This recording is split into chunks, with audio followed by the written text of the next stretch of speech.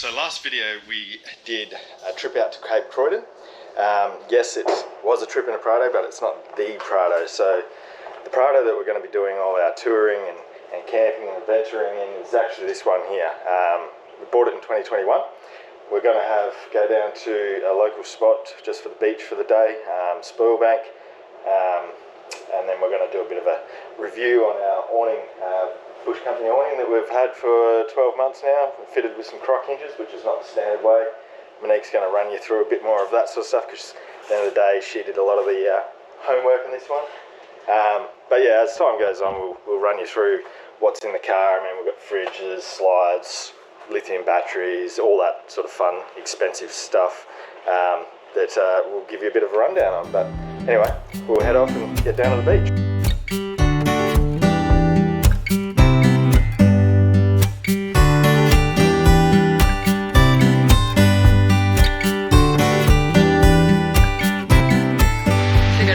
Sunny day today in Finland. A little bit of a breeze, just not too much. So, you might ask, why is it mounted the way it is? So these are what you call Croc Hinges. The standard mount that comes with the bush company awning is like just an L bracket, similar size, everything. It's just fixed. What that would do is it hangs on the side of the car, probably a bit like a body bag. Look, never had these before. We know a couple of people that have used them for awnings and max tracks and all that sort of stuff. So we thought we'd give it a go with the awning. It puts all the weight back onto the roof rack instead of hanging on the side, just bouncing and whatnot. And we go over a lot of corrugations and stuff. Yeah, we go over a lot of corrugations, agreed. There is some pluses and minuses to them. So I guess this is a poleless awning. I guess something probably should have considered is, since they are on a hinge, it can now blow over, so you just have typically we just put a rope down, just one rope just to hold it down. Would we do it again? Not sure. Yeah, anyway, I'll show you what the hinges look like, but essentially what you do. Just to be clear here, when you say would we do it again, you mean the Croc Hinges you're not sure about? Yeah, Croc Hinges. Okay. So it's on the side like that. Just fold it over. Yeah, set up. So just showing you the top.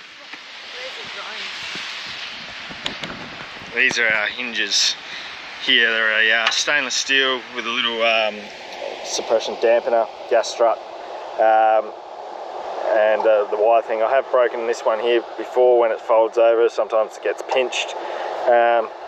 But yeah, essentially what happens is they just fold over, as you can see. Not bad. Otherwise, yeah, the awning will sit on the side like that with the normal L bracket hinges. Also adds a bit of weight, I guess, with the Croc Hinges too. So when we're talking about going over those corrugations, this is about 32 kilos, so it's quite a heavy amount to just have hanging off the side of your car. But we'll get into it.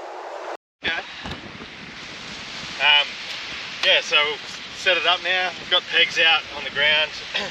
It is a little bit windy, so part of the Croc Hinges, yes, it will blow over, which is the reason some people want this awning, so they don't have to have pegs and poles, but there is no poles. So anyway, let's get it out.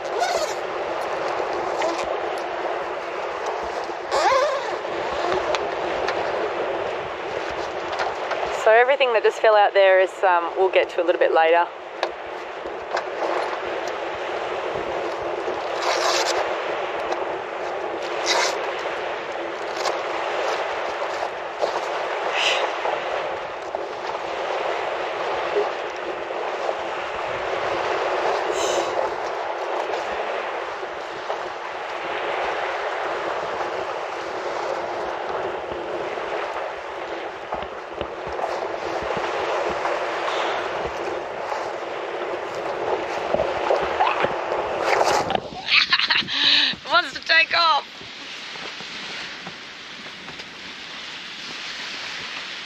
Pretty easily strapped in.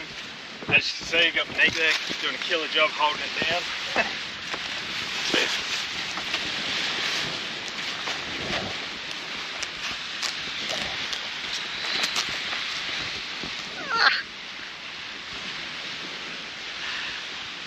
windy. Jay's just tying it off to the other side of the roof rack. Just tied it off to the bull bar there. Super easy. Then you just tighten them up, put a bit of tension on it. Smash a couple of pegs quickly.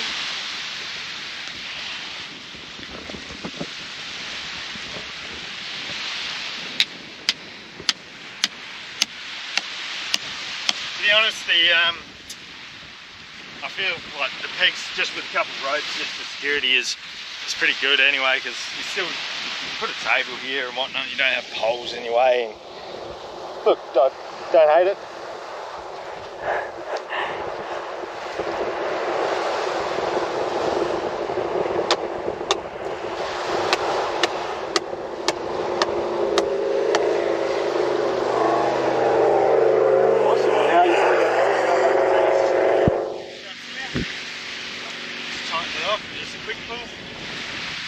Done.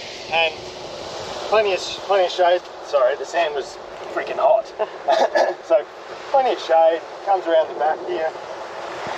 Got shade over the back door, the drawers, the fridge.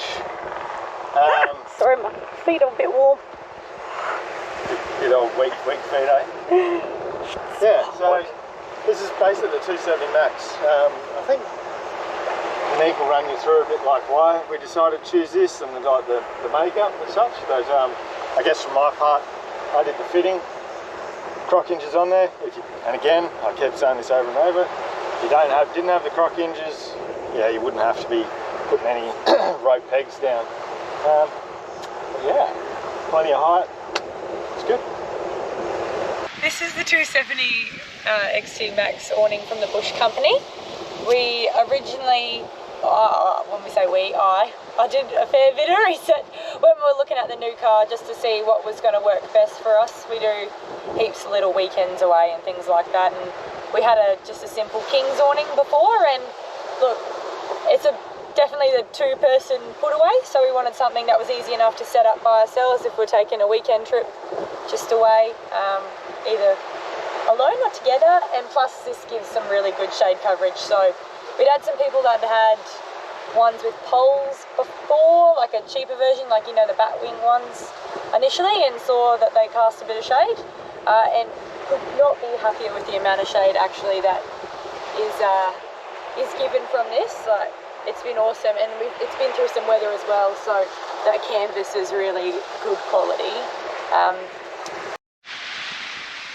I guess why did we choose this over a couple others? We did have a look, like there's the ostrich wing, which is pretty popular, fox wing, which is pretty popular. They are a lot smaller, they don't look as much like a dead body on top of the car. But this is super sturdy, and as Jade said before, without the Croc hinge you definitely wouldn't need the ropes. It just gives us a bit of peace of mind, because and even up till probably like 7 months in of having this, we're up to 12 months now, we've never had any issues, like even with the Croc hinge, it's always been super tough. I just had a bit of a gusty day when I went camping by myself, and usually just tie that off and put a 10-litre water bottle down on the ground. And I walked off for 2 seconds and I came back and the awning was over the car. So since then we've been probably a bit more stringent on tying it off, and as I said, it's just a bit easier. It was quite an expensive awning. There are some cheaper ones around, but we definitely wanted something that was poleless, and the guide ropes are super easy, and they just fold up. You don't even notice them really, like it doesn't get in the way of anything, doesn't block your view, it's not heavy, jumbling around. When we first ordered this, we looked at between the 180 and the 270, so the difference is that extra section at the front. So yeah, I think the 180 stops at about here-ish, whereas the 270 is a bit of a longer brace along the front and then takes you right round. It costs a bit. I think back when I ordered this like 2 years ago, there was a long lead time as well. It was during the middle of COVID, so it was coming over from South Africa. It took nearly 6 months to get here, maybe a little bit longer. The cost was about just over 2 grand, so we paid about 2.5, which is so much money. But now that we've done it, like, super happy with the awning. So I think if you can afford to get something that's a better quality, because even with that flipping over, like, everything is in mint condition, all the brackets, the welding, everything's really good quality. I think it's worth, and the canvas is really good quality as well. So look, if you can afford it, it's nice sometimes to buy something that's a little bit better quality, that's going to last you for a really long time. And it's so easy to set up. That's the other thing. Like, it takes about 30 seconds. So yes, it is a bit of money, but at the end of the day, depends how much you're going to use it. If you only go out once or twice a year, then it's probably not worth it for you. But if you're like us and you're down at the beach all the time and you're going out camping all the time, it's easier than bringing a gazebo or all these extra little attachments. They've also got all the wall kits you can buy separately. We haven't used them yet. We don't really need to. The weather up here is pretty hot all the time. It doesn't rain very often. Just make sure you do mount it, because Jay doesn't have the problem, but me with my curly hair, when we first put it on, we had to make it just a bit higher because my head kept touching it and then it would get caught in there. It was really annoying. It was a real big bugbear of mine. So just keep that in mind when you are mounting them. And as you can see, we put in these little LED strips as well. They just plug in. We've got a USB port in the back of the car. We've got an app that controls them. It was about $15 off eBay, but we have the ability to change them to, like, be red lights if you've got lots of bugs and stuff around during the evenings, or you can make them bright and white. If you really wanted, they go stroby, so you can have a party underneath your awning. Alright, so pack up's just as easy as the setup. However, it is a bit windy, so this could be a fail. It'll be good to see. We'll pull this peg out here, and basically you're going to fold that end in first, and then that one comes around. But let's do it.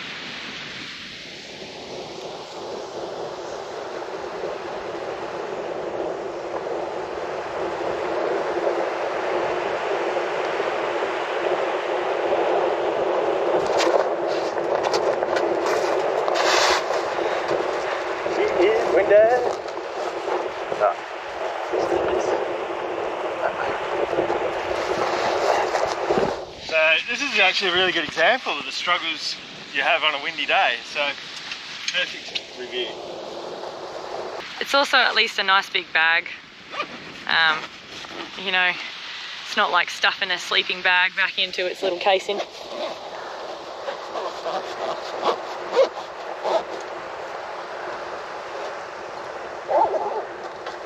Also, the wind doesn't make it the neatest to have packed up today, so. The wind's crazy. Crazy. We've got all the ropes and everything back in there. As Monique said, having a nice bag's decent size, it's not too hard. Done.